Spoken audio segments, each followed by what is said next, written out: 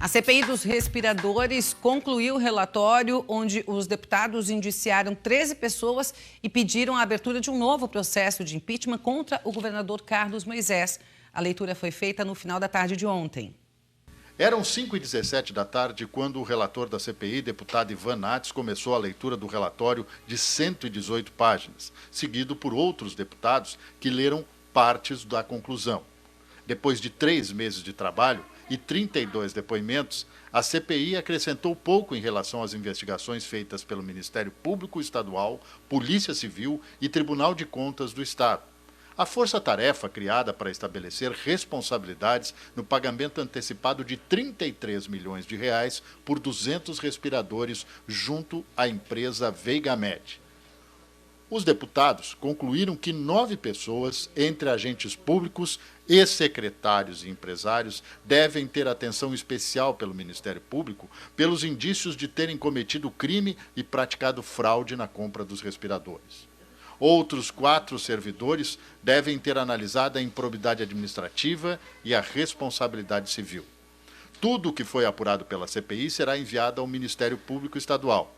Já do ponto de vista político, os deputados decidiram enviar à presidência da Assembleia o pedido para que a Procuradoria do Legislativo avalie a possibilidade de abertura de processo de impeachment contra o governador Carlos Moisés da Silva por responsabilidade em função do que acreditam ter sido um crime contra a administração pública.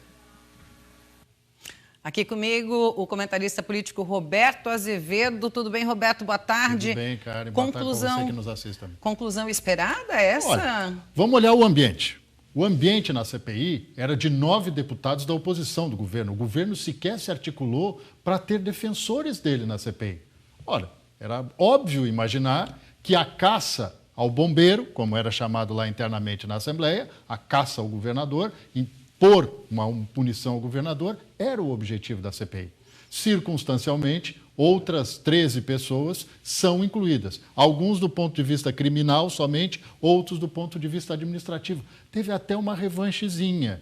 Vocês se lembram de como foi a atuação do atual secretário André Mota Ribeiro na CPI? Ele foi muito enfático, ele é uma pessoa assim, muito prática, objetiva, então ele não deu muita bola, atenção para os deputados, ficaram irritados e agora o incluíram também, como estas partes dos servidores que podem ter cometido um erro administrativo e que o Ministério Público tem que ir para cima.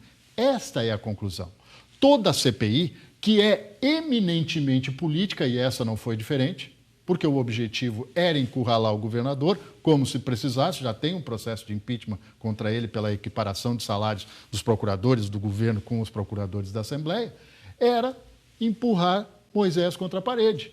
E essa é a conclusão dela. Vai tudo para o Ministério Público. A CPI não decide nada. Ela manda agora o que ela apurou para o Ministério Público. Em regra, não tem novidade nenhuma do que o próprio Ministério Público já apurou, a Polícia Civil e o Tribunal de Contas do Estado. E aí, o autor da ação penal, que é o Ministério Público, decide se indicia as pessoas, se criminaliza, tipifica algumas coisas. Era o esperado, dona Karen Fabiano. Infelizmente era o esperado, porque os efeitos da CPI, que nunca teve apelo popular, ninguém saiu na rua para bater panela para ajudar a CPI. Sim, com e certeza. Agora ela conclui-se politicamente, nada mais. Nada mais. A gente viu pegando fogo ali dentro, né? Mas do lado de fora ninguém Sabe o se que falta, eu acho, lá? CPI. É a prova. Falta a prova. Não fez. Isso não tem nem a ilação entre os empresários e o governo do Estado, como é que agiram lá dentro. Muito bem, Roberto Azevedo, obrigada pela tua participação. E a gente encerra o Meio Dia Catarina por aqui. Obrigada por sua companhia. Até amanhã. Tchau, tchau.